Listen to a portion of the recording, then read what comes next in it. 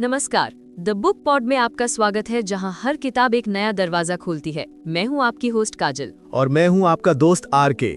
काजल, आपने अपनी जिंदगी में कितनी सेल्फ हेल्प किताबें पढ़ी होंगी जो जिंदगी बदलने का दावा करती हैं? आर.के, गिनती तो याद नहीं, पर बहुत सारी पढ़ी है। लेकिन अक्सर होता यह है कि हम एक किताब खत्म करते हैं और दूसरी की तलाश में लग जाते हैं। इसी तलाश को खत्म करने का दावा करती है आज की हमारी किताब। सोचिए क्या हो अगर कोई किताब आपसे कहे कि वो आपकी पढ़ी जाने वाली आखिरी सेल्फ हेल्प किताब होगी। ये तो बहुत बड़ा दावा है। आज हम आपके लिए लेकर आए हैं एक ऐसी ही किताब का सार जिसका नाम ही है आखिरी किताब जो आपकी जिंदगी बदल दे। ये किताब उन सभी सवालों का अंतिम जवाब होने का वादा करती है जो हम जीवन भर खुद से पूछते हैं। ये आपको बाहरी तरीकों के बजाय अपने भीतर की शक्ति से मिलवाती है। तो क्या आप उस अंतिम ज्ञान के लिए तैयार हैं जो शायद आपके जीवन की दिशा हमेशा के लिए बदल दे? चलिए खोलते हैं इस किताब के पन्नों को और जानते हैं कि क्यों ये आपकी आखिरी किताब हो सकती है। बिलीव्स का, जैसे मैं ये नहीं कर सकता, या मेरे साथ ही ऐसा क्यों होता है, या पैसे कमाना बहुत मुश्किल है, इस तरह की सोच। अच्छा, समझ गया। इन अदृश्य दीवारों को तोड़ना पहला कदम है। किताब इस पर जोर देती है कि दिमाग की क्षमता असीमित है। जो भी आपका दिमाग सोच सकता है उसे हासिल कर सकता है। वाह, हमें नकारात्मकता और दूसरों की खासकर बेवजह की आलोचना से ऊपर उठना होगा। किताब में एक लड़की का उदाहरण है जिसका आत्मविश्वास किसी की नकारात्मक टिप्पणी से ऐसा गिरा कि उसकी पूरी जिंदगी पर असर पड़ गया। ये दिखाता है कि बाहरी राय को खुद पर हावी न होने देना कितना जरूरी है। इसी मानसिकता वाले हिस्से में कर्म और प्रोसेस ऑफ मैनिफेस्टेशन, यानी विचारों को हकीकत में बदलने की प्रक्रिया का भी जिक्र है। ये कैसे काम करता है? हाँ, प्रोसेस ऑफ मैनिफेस्टेशन मूल रूप से लॉ ऑफ अट्रैक्शन का ही एक रूप है जिसे कर्म के सिद्धांत से जोड़ा गया है। मतलब आपके विचार और इरादे जो एक तरह के मानसिक कर्म है, वो आपकी वास्तविकता को आकार देते हैं। आप जैसा सोचते हैं वैसा महसूस करते हैं और वैसे ही कर्म करते हैं जो अंततः आपके नतीजे तय करते हैं। अच्छा, और एक तकनीक जिसका नाम बड़ा रोचक है, कट। ये बिना किसी बाहरी वजह के खुश महसूस करने की कला सिखाती है। ये कैसे संभव है? हाँ, कट तकनीक ये एक तरह की न्यूरो लिंग्विस्टिक प्रोग्रामिंग मतलब NLP तकनीक है। ओके। इसका आइडिया है अपने दिमाग को कंडीशन करना। जैसे पैवलो के कुत्तों ने घंटी बजने पर लार टपकाना सीख लिया था, है ना? हाँ, वो एक्सपेरिमेंट। हाँ, वैसे ही हम अपने दिमाग को एक खास एक्शन जैसे चुटकी बजाकर कट बोलना को खुशी की भावना से जोड़ सकते हैं। बार बार अभ्यास करने से वो एक्शन उस भावना को ट्रिगर करने लगता है, भले ही बाहरी हालात कैसे भी हों। अच्छा, मतलब इंस्टेंट मूड चेंजर जैसा। हाँ, कुछ वैसा ही। ये इच्छा शक्ति से अपनी भावनात्मक स्थिति बदलने का एक टूल है। ये तो वाकई दिलचस्प है। यानी अपनी खुशी का रिमोट कंट्रोल अपने हाथ में लेना। मानसिकता के साथ साथ संगति का भी बड़ा जिक्र है।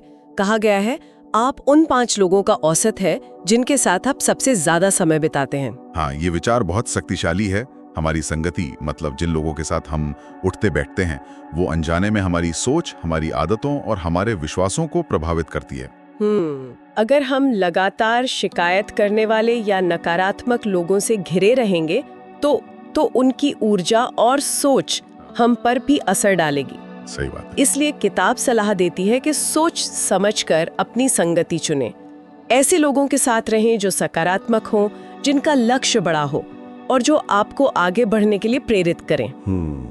ये आपकी मानसिक रेडियो फ्रीक्वेंसी को सही सिग्नल पर सेट रखने में मदद करता है। तो एक मजबूत मानसिकता और सही संगति बनाने के बाद अगला कदम आता है हमारी रोजमर्रा की आदतों और दिनचर्या का। जी, किताब सुबह के रूटीन पर बहुत जोर देती है, खासकर सुबह जल्दी उठने पर, जिसे गोल्डन टाइम कहा गया है। ये गोल्डन टाइम क्यों इतना खास है? सुबह का समय, खासकर सूर्योदय के आसपास का वक्त, इसलिए गोल्डन माना गया है क्योंकि उस समय बाहरी दुनिया शांत होती है। हाँ, शांति तो होती है। कोई फोन कॉल नहीं, ज्यादातर लोग सो रहे होते हैं, सोशल मीडिया का शोर कम होता है। ये शांति हमें अपने आप पर फोकस करने का सुनहरा अवसर देती है। ठीक है। किताब कुछ खास सुबह की आदतें सुझाती हैं जिन्हें एक क्रम में करने से दिन की बेहतरीन शुरुआत हो सकती है। पहला, बिना स्नूज बटन दबाए तुरंत उठना। ये इच्छा शक्ति और अनुशासन का पहला प्रदर्शन है। हाँ, वो स्नूज बटन तो सुबह का सबसे बड़ा दुश्मन लगता है। उठने के बाद क्या? उठने के तुरंत बाद हाइड्रेशन, यानी शरीर को पानी देना। किताब गर्म पानी पीने की सलाह देती है, जैसा जापानी लोग करते हैं। गर्म पानी? हाँ, अच्छा, रात भर की नींद के बाद शरीर डिहाइड्रेटेड होता है और पानी उसे फिर से जगाने और मेटाबॉलिज्म शुरू करने में मदद करता है। इसके बाद है व्यायाम। ये कुछ भी हो सकता है, जैसे किताब में सूर्य नमस्कार या पुशअप्स का जिक्र है। उद्देश्य है शरीर में रक्त संचार बढ़ाना और ऊर्जा का स्तर उठाना। फिर आता है मानसिक खुराक, कुछ सकारात्मक पढ़ना। जैसे कि ये सफल लोगों की जीवनियां हो सकती हैं, सेल्फ हेल्प किताबें या कोई भी ऐसी चीज जो प्रेरित करे और ज्ञान बढ़ाए। और अंत में ध्यान या प्राणायाम। प्राणायाम भी? हाँ, किताब एक सरल प्राणायाम तकनीक बताती है। एक नासिका से सांस लेना, रोककर दूसरी से छोड़ना, अनुलोम विलोम जैसा। अच्छा। इससे मन शांत होता है, फोकस बढ़ता है और दिन की चुनौतियों के लिए मानसिक तैयारी होती है। सुबह की तैयारी तो हो गई, लेकिन रात की तैयारी का भी जिक्र है। सोने से पहले विकर्षणों को कम करना, जैसे बेडरूम में टीवी या फोन ना रखना, ये क्यों जरूरी है? अच्छी नींद अगले दिन की प्रोडक्टिविटी और मानसिक स्वास्थ्य के लिए उतनी ही जरूरी है जितनी सुबह की आदतें। हाँ, ये तो है। स्क्रीन से निकलने वाली नीली रोशनी हमारे स्लीप हार्मोन मेलाटोनिन के उत्पादन को रोकती है, जिससे नींद आने में दिक्कत होती है या नींद की गुणवत्ता खराब होती है। ओ, ये ब्लू लाइट वाला फंडा। जी, इसलिए सोने से कम आधा घंटा, बेहतर हो 1 घंटा पहले स्क्रीन से दूरी बनाने की सलाह दी जाती है। किताब ये भी कहती है कि सोने से पहले कुछ शांत करने वाला या सकारात्मक पढ़ें, ताकि वो विचार अवचेतन मन में जाएं। और सुबह उठने पर आप तरोताजा महसूस करें। फोन को तकिए के नीचे रखना तो बिल्कुल मना है। हाँ, वो तो रेडिएशन का भी चक्कर है शायद। वो भी है। इन दैनिक आदतों के साथ ही रोज कुछ नया सीखने की आदत डालने पर भी जोर है। इसे दूसरों से आगे निकलने का एक तरीका बताया गया है। इसे किताब में अपनी कुल्हाड़ी पर धार लगाना कहा गया है। कुल्हाड़ी पर धार लगाना? हाँ, कहानी है एक लकड़हारे की जो पहले दिन 10 पेड़ काटता है, दूसरे दिन 8, तीसरे दिन 6। जब पूछा जाता है कि क्या वो थक गया है, तो वो कहता है नहीं, बल्कि उसकी कुल्हाड़ी की धार कम हो गई है। अच्छा। हमें रोज अपनी मानसिक कुल्हाड़ी यानी अपने ज्ञान और कौशल पर धार लगानी होगी। सिर्फ स्कूल कॉलेज की किताबें नहीं, बल्कि अपनी फील्ड में सर्वश्रेष्ठ बनने के लिए लगातार सीखना, सफल लोगों से सीखना, नई स्किल्स विकसित करना। मतलब कंटिन्यूअस लर्निंग। बिल्कुल। लक्ष्य ये होना चाहिए कि रोज खुद को कल से सिर्फ 1% बेहतर बनाए। सिर्फ 1%? हाँ, ये छोटा सा 1% रोज जुड़कर साल के अंत तक 37 गुना बेहतर बना सकता है। ये है कंपाउंडिंग की ताकत, जो सिर्फ पैसों पर नहीं, ज्ञान और आदतों पर भी लागू होती है। ज्ञान और आदतों की कंपाउंडिंग, ये एक शक्तिशाली विचार है। चलिए अब बात करते हैं इनसेन प्रोडक्टिविटी की, यानी कम मेहनत में ज्यादा नतीजे पाना। ये कैसे मुमकिन है? शुरुआत कहाँ से करें? इनसेन प्रोडक्टिविटी का मतलब आलस नहीं, बल्कि स्मार्ट तरीके से काम करना है। राइट। इसकी शुरुआत होती है अपनी ऊर्जा और समय के सबसे बड़े चोरों को पहचानने और उन्हें कम करने से, यानी विकर्षणों को घटाना। विकर्षण जैसे? किताब कुछ आम विकर्षण गिनाती है। बिना किसी उद्देश्य के सोशल मीडिया स्क्रॉल करना, हर ब्रेकिंग न्यूज पर नजर रखना, जो अक्सर नकारात्मक होती है, ऐसे लोगों के साथ समय बिताना जो सिर्फ गॉसिप या शिकायतें करते हैं। हाँ, एनर्जी ड्रेनर्स जिन्हें कहते हैं। बिल्कुल। और हर सामाजिक निमंत्रण स्वीकार कर लेना। ये सब हमारी मानसिक ऊर्जा और कीमती समय खा जाते हैं। इन्हें पहचान कर सचेत रूप से कम करना पहला कदम है। समय की कीमत समझने के लिए एक किताब एक बड़ा व्यवहारिक तरीका बताती है, अपने हर घंटे की कीमत निकालना। ये थोड़ा अजीब लग सकता है, पर इसका मकसद क्या है? इसका मकसद अपनी सोच बदलना है। मान लीजिए कोई महीने का 1 लाख कमाता है और महीने में लगभग 200 घंटे काम करता है। ठीक है। तो उसके 1 घंटे की कीमत हुई 500 रुपए। अब अगर वो कोई ऐसा काम खुद कर रहा है जिसे कोई और 100-200 रुपए प्रति घंटे में कर सकता है, तो क्या वो अपना 500 रुपए प्रति घंटे वाला समय उस काम पर लगाकर आर्थिक रूप से समझदारी दिखा रहा है? ये सोच हमें काम सौंपने, मतलब डेलीगेट करने के महत्व को समझाती है। अच्छा, डेलीगेशन। हाँ, ये सिखाती है कि अपना समय उन कामों में लगाएं जहां आपकी सबसे ज्यादा वैल्यू है। ये तो सोचने का एक नया नजरिया है। इसी से जुड़ा है ना कहना सीखना, और वो शक्तिशाली सवाल, ये काम मेरे बिना कैसे हो सकता है? बिल्कुल। सफल लोग जानते हैं कि हर काम खुद नहीं किया जा सकता। ना कहना सीखना जरूरी है उन अनुरोधों या कामों के लिए जो उनके मुख्य लक्ष्यों से जुड़े नहीं हैं या जिन्हें कोई और बेहतर तरीके से कर सकता है। सही। और वो सवाल, ये काम मेरे बिना कैसे हो सकता है, ये ऑटोमेशन और डेलीगेशन की तरफ सोचने पर मजबूर करता है। ऑटोमेशन और डेलीगेशन। जी, किताब में अमीर और गरीब मछुआरे की कहानी इसी बात को दर्शाती है। जब दोनों का सब कुछ छिन जाता है तो गरीब मछुआरा फिर से अकेले मछली पकड़ने लगता है, जबकि अमीर मछुआरा सिस्टम बनाता है। एग्जैक्टली वो लोगों को काम पर लगाकर सिस्टम बनाकर फिर से बड़ा बिजनेस खड़ा कर लेता है। वो खुद मछली नहीं पकड़ता, बल्कि मछली पकड़ने का सिस्टम बनाता है। प्रोडक्टिविटी के लिए फोकस की शक्ति पर भी बहुत बल दिया गया है। किताब कहती है जिस चीज पर भी आप फोकस करते हैं वो बढ़ती जाती है। मल्टीटास्किंग को एक मिथक बताया गया है। हाँ, फोकस एक मानसिक मांसपेशी की तरह है जिसे ट्रेनिंग की जरूरत होती है, कैमरा लेंस की तरह। जब हम किसी एक चीज पर फोकस करते हैं तो बाकी सब बैकग्राउंड में चला जाता है। किताब कहती है कि मल्टीटास्किंग असल में टास्क स्विचिंग है। हम एक साथ दो काम नहीं करते, बल्कि तेजी से एक से दूसरे पर स्विच करते हैं, जिससे हमारी मानसिक ऊर्जा बर्बाद होती है और गलती की संभावना बढ़ जाती है। हाँ, ये मैंने भी पढ़ा है कहीं। रिसर्च बताती है कि इससे अस्थायी रूप से IQ भी कम हो सकता है। फोकस बढ़ाने के लिए किताब जैम सेशन का सुझाव देती है, 90 मिनट का एक ऐसा ब्लॉक जिसमें बिना किसी रुकावट, फोन बंद, नोटिफिकेशन बंद, बिल्कुल सिर्फ एक महत्वपूर्ण काम पर पूरी तरह ध्यान लगाया जाए। और कामों को प्राथमिकता कैसे दें? इतने सारे काम होते, समझ नहीं आता कहां से शुरू करें। इसके लिए किताब आइजनहावर मैट्रिक्स इस्तेमाल करने की सलाह देती है। ये मैट्रिक्स कामों को 2 पैमानों पर बांटता है, जरूरी, इम्पोर्टेंट, और तत्काल, अर्जेंट।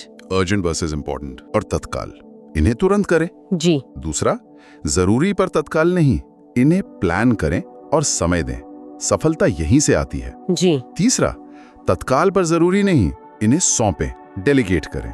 चौथा, न तत्काल न जरूरी, इन्हें हटा दें, एलिमिनेट कर दें। ये तो बहुत क्लियर कट तरीका है। जी। इससे स्पष्ट हो जाता है कि किन कामों पर ऊर्जा लगानी है। साथ ही दिन की शुरुआत सबसे मुश्किल या सबसे महत्वपूर्ण काम से करने की सलाह है, जिसे ईट दैट फ्रॉग भी कहते हैं। ईट दैट फ्रॉग मतलब सबसे बुरा काम पहले। हाँ, एक बार वो हो गया तो बाकी दिन आसान लगता है और आत्मविश्वास बढ़ता है। ठीक है, प्रोडक्टिविटी के बाद व्यक्तिगत विकास और दूसरों के साथ हमारे संवाद पर आते हैं। किताब पर्सनैलिटी डेवलपमेंट नहीं, पर्सनैलिटी अपग्रेडेशन की बात करती है। हाँ, अपग्रेडेशन। और इसमें ऑरा का कॉन्सेप्ट है। ये ऑरा क्या है और इसे कैसे बेहतर बनाएं? पर्सनालिटी अपग्रेडेशन का मतलब है अपने व्यक्तित्व में सिर्फ सुधार नहीं, बल्कि एक बड़ा सकारात्मक बदलाव लाना। ऑरा की किताब हमारे चारों ओर के ऊर्जा क्षेत्र के रूप में वर्णित करती है। Energy field. हाँ, जो हमारे आंतरिक स्थिति मतलब विचार, भावनाएं को दर्शाता है और दूसरों को महसूस होता है। इसे आप किसी व्यक्ति की प्रेजेंस या वाइब भी कह सकते हैं। अच्छा, वाइब्स। हाँ, इसे साफ और शक्तिशाली बनाने के तरीके व्यावहारिक हैं। रोज नहाना, शारीरिक और ऊर्जा की सफाई, सकारात्मक सोचना और महसूस करना, कृतज्ञता व्यक्त करना, और दूसरों के लिए मन ही मन अच्छी कामनाएं या आशीर्वाद भेजना। नकारात्मकता, गुस्सा, जलन हमारे ऑरा को धूमिल करते हैं, जबकि प्रेम, करुणा, आत्मविश्वास इसे उज्जवल बनाते हैं। सफेद कपड़े पहनने का भी जिक्र है शायद। हाँ, किताब में उसका भी जिक्र है, जिसे कई संस्कृतियों में पवित्रता और सकारात्मक ऊर्जा से जोड़ा जाता है। ये दिलचस्प है।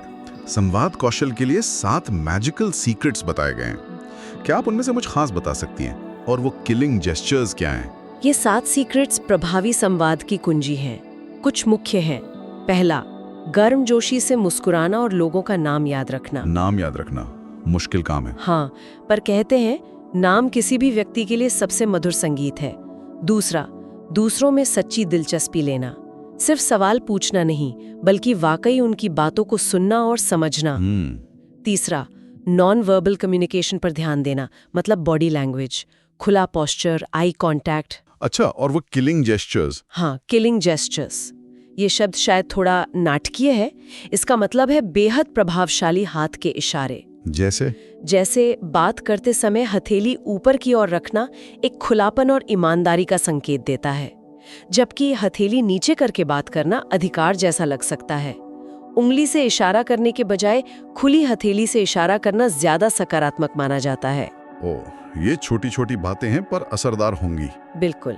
ये जेस्चर हमारे संदेश के प्रभाव को कई गुना बढ़ा सकते हैं, इसलिए शायद इन्हें किलिंग कहा गया, यानी अचूक। और चौथा, मन की बात सीधे और स्पष्ट रूप से कहना। बेचने की कला, आर्ट ऑफ सेलिंग पर भी जोर है। किताब कहती है कि हम सब सेल्स पर्सन हैं। ये कैसे? इसका मतलब है कि हम जिंदगी में हर कदम पर कुछ ना कुछ बेच रहे होते हैं। अच्छा, जैसे? एक नौकरी के इंटरव्यू में हम अपने स्किल्स बेच रहे हैं, डेट पर अपना व्यक्तित्व, बिजनेस में अपना प्रोडक्ट या सर्विस, दोस्तों के बीच अपने आइडियाज। हाँ, सही कहा। इस नजरिए से तो सब सेल्स पर्सन है। बिल्कुल। इसलिए बेचने की कला सीखना सबके लिए जरूरी है। किताब के मुख्य सिद्धांत हैं। पहला, ईमानदारी, वही बेचें जिसमें आप खुद विश्वास करते हैं। दूसरा, वैल्यू हमेशा कीमत से ज्यादा होनी चाहिए। वैल्यू, कीमत। हाँ। तीसरा, फॉलो अप, ज्यादातर सेल्स या सहमतियां पहली बार में नहीं होती, लगातार फॉलो अप करना महत्वपूर्ण है। और लोगों को कन्विंस करने के लिए देगा। और सबसे जरूरी, आपका अपना आत्मविश्वास। हाँ, कॉन्फिडेंस तो चाहिए। बिल्कुल। अगर आप ही अपना ऑफर को लेकर उत्साहित और आश्वस्त नहीं हैं, तो कोई और कैसे होगा? रिश्तों में महारत, रिलेशनशिप मास्टरी के लिए भी 6 तरीके बताए गए हैं। हाँ। जो डेल कार्नेगी के सिद्धांतों जैसे लगते हैं। हाँ, ये सिद्धांत कालातीत हैं और मानवीय संबंधों की गहरी समझ पर आधारित हैं। कौन से हैं वो 6 तरीके? संक्षेप में वो हैं: सच्ची दिलचस्पी लेना, मुस्कुराना, नाम याद रखना, ध्यान से सुनना, दूसरों को महत्वपूर्ण महसूस कराना और उनके इंटरेस्ट की बातों में रुचि लेना। ये तो वाकई बहुत बेसिक और जरूरी बातें हैं। जी, ये सिद्धांत बताते हैं कि रिश्ते बनाने और निभाने के लिए दूसरों को सम्मान देना और उन्हें अहमियत देना सबसे जरूरी है। किताब बहस और झगड़ों से बचने की भी सलाह देती है, जिसका मूल मंत्र है दूसरों के नजरिए को समझने की कोशिश करना, भले ही आप उससे सहमत ना हो। एम्पैथी। अब आते हैं एक बहुत महत्वपूर्ण विषय पर, धन और सफलता की मानसिकता। जी, वेल्थ क्रिएशन। किताब वेल्थ क्रिएशन यानी धन निर्माण पर बात करती है और ESB क्वाड्रेंट का जिक्र करती है। ये क्या है? ESB क्वाड्रेंट रॉबर्ट कियोसाकी की किताब रिच डैड पुअर डैड से लिया गया एक कॉन्सेप्ट है। ये 4 तरीके बताता है जिनसे लोग पैसा कमाते हैं। E employ, S self employed, B business owner और I investor. ESBI employ, self employed, business owner, investor. हाँ, किताब बताती है कि आर्थिक स्वतंत्रता और बड़ा धन अक्सर B और I क्वाड्रेंट में मिलता है, क्योंकि वहां आप अपने समय के बदले पैसा नहीं कमाते, बल्कि एक सिस्टम या निवेश से कमाते हैं। सिस्टम या निवेश से। जी, इसके लिए मिलियनेयर माइंडसेट विकसित करना जरूरी है, यानी ये मानना कि पैसा महत्वपूर्ण है, इसे कमाना नैतिक रूप से सही है और आप इसे कमाने में सक्षम हैं। पैसे को लेकर नकारात्मक धारणाओं को छोड़ना होगा। और फिर आता है वो कॉन्सेप्ट जिसे दुनिया का 8वां अजूबा कहा गया है, कंपाउंडिंग इफेक्ट। हाँ, चक्रवृद्धि प्रभाव। इसे अल्बर्ट आइंस्टाइन ने 8वां अजूबा कहा था और ये सचमुच जादुई है। कंपाउंडिंग का मतलब है जब आपके रिटर्न पर भी रिटर्न मिलने लगे। रिटर्न पर रिटर्न। जी, ये सिर्फ पैसों पर ही लागू नहीं होता। किताब इसे समझाने के लिए राम, श्याम और घनश्याम की कहानी का इस्तेमाल करती है। अच्छा, क्या है वो कहानी? तीनों दोस्त एक जैसी शुरुआत करते हैं। राम रोज छोटी छोटी अच्छी आदतें अपनाता है, जल्दी उठना, व्यायाम सीखना, एक्स्ट्रा काम। श्याम कुछ नहीं बदलता। घनश्याम छोटी छोटी बुरी आदतें अपनाता है, जंक फूड, टीवी, काम टालना। कुछ महीनों तक खास फर्क नहीं दिखता, लेकिन 2-3 साल बाद राम बहुत आगे निकल जाता है, श्याम वहीं रहता है और घनश्याम पीछे चला जाता है। अच्छा, ये छोटी छोटी आदतों का लगातार कंपाउंड होने का नतीजा है, सकारात्मक या नकारात्मक। ये तो बहुत पावरफुल है। और निवेश के संदर्भ में रूल ऑफ 72 का भी जिक्र है। ये क्या बताता है? रूल ऑफ 72 एक आसान सा नियम है जिससे आप अंदाजा लगा सकते हैं कि आपका निवेश कितने समय में 2 गुना हो जाएगा। कैसे? आपको बस 72 को अपनी अनुमानित वार्षिक ब्याज दर प्रतिशत में से भाग देना है। जैसे अगर रिटर्न 12% है तो 72 12 इज इक्वल टू 6 साल में पैसा डबल। अरे वाह, ये तो बड़ा सिंपल है। हाँ, कंपाउंडिंग की शक्ति को समझने का एक सरल तरीका है, लेकिन किताब एक बात पर सबसे ज्यादा जोर देती है। सबसे महत्वपूर्ण निवेश जो कोई कर सकता है वो है खुद पर निवेश। खुद पर निवेश? हाँ, अपनी स्किल्स बढ़ाना, अपना ज्ञान बढ़ाना, अपनी सेहत सुधारना, अपनी आदतें सुधारना, यही वो निवेश है जो जिंदगी में सबसे बड़ा और सबसे निश्चित रिटर्न देता है। बहुत खूब। तो ये थी पुष्करराज ठाकुर की किताब आखिरी किताब जो आपकी जिंदगी बदल दे, कि कुछ बेहद शक्तिशाली विचारों और तकनीकों की गहराई से पड़ताल। जी। सार यही निकलता है कि हम अपनी जिंदगी के निर्माता खुद हैं। हम सिर्फ घटनाओं के दर्शक नहीं, बल्कि सचेत चुनाव और सही आदतों से अपनी कहानी खुद लिख सकते हैं। बिल्कुल सही। ये किताब एक शक्तिशाली अनुस्मारक है कि बदलाव हमारे अंदर से शुरू होता है और छोटे छोटे लगातार किए गए प्रयासों से बड़ा रूप लेता है। और जाते जाते श्रोताओं के लिए एक विचार छोड़ जाते हैं। किताब बार बार कहती है कि अपने हीरो आप खुद हैं। अपने हीरो आप खुद हैं। हाँ, किसी और के आने और हमारी जिंदगी बदलने का इंतजार करने के बजाय हमें खुद ही वो हीरो बनना होगा। तो सोचने वाली बात यह है कि इस चर्चा में सुने गए सिद्धांतों के आधार पर आज वो कौन सा एक सबसे छोटा लेकिन सबसे प्रभावशाली कदम उठाया जा सकता है, हाँ। जिससे कोई व्यक्ति अपने जीवन का हीरो बनने की दिशा में पहला निर्णायक कदम बढ़ा सके। यह सोचने के लिए एक बेहतरीन सवाल है।